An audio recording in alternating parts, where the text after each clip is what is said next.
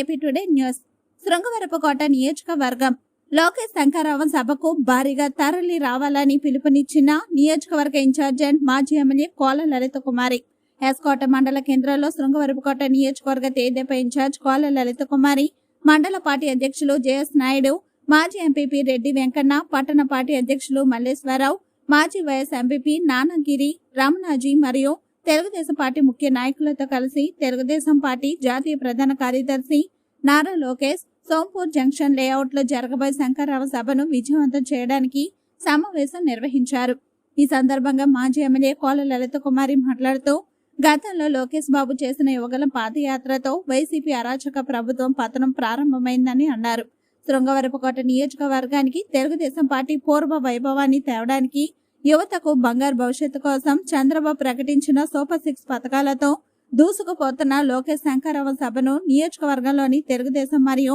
Janasena party నాయకులు, కార్యకర్తలు, యువత, మహిళలు భారీగా తరలి రావాలని సూచించారు.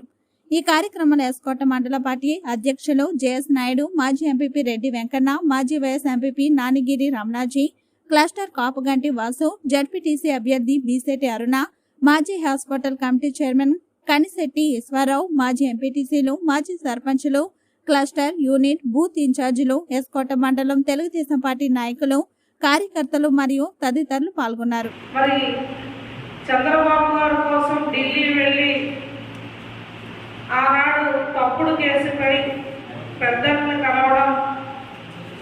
కోర్టుల్లో మన తరపున చంద్రబాబు గారి తరపున ప్రతిపాదనలు ఆనాడు ఇవ్వడం, భగవంతుడు మన యందుండి మన కార్యకర్తలు, నాయకులు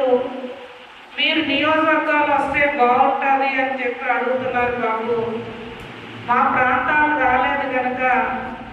మీరు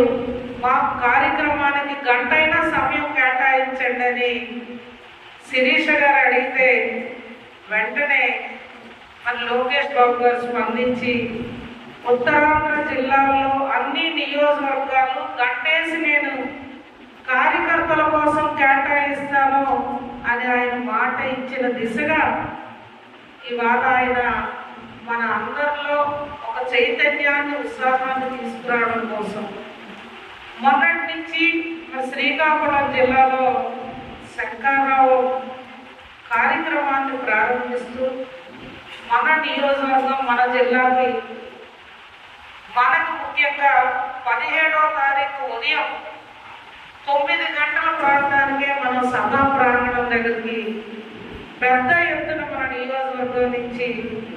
10,000 మంది పైన స్వాగతం పలకాలని నేను మీ అందరికీ పేరు పేరుగా